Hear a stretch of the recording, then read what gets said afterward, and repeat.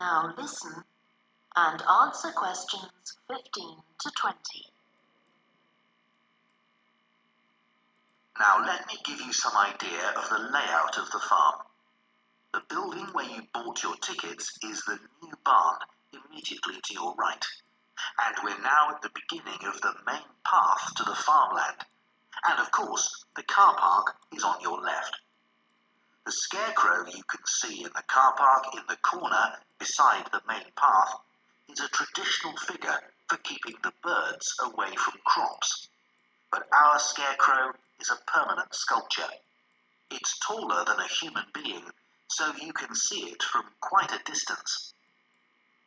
If you look ahead of you, you'll see a maze. It's opposite the new barn, beside the side path that branches off to the right, just over there. The maze is made out of hedges which are too tall for young children to see over them, but it's quite small, so you can't get lost in it. Now, can you see the bridge crossing the fish pool further up the main path? If you want to go to the cafe, go towards the bridge and turn right just before it.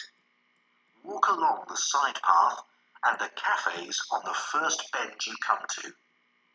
The building was originally the schoolhouse and it's well over 100 years old. As you may know, we run skills workshops here where you can learn traditional crafts like woodwork and basket making.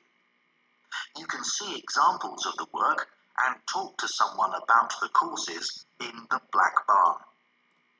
If you take the side path to the right here, just by the new barn, you'll come to the black barn, just where the path first bends.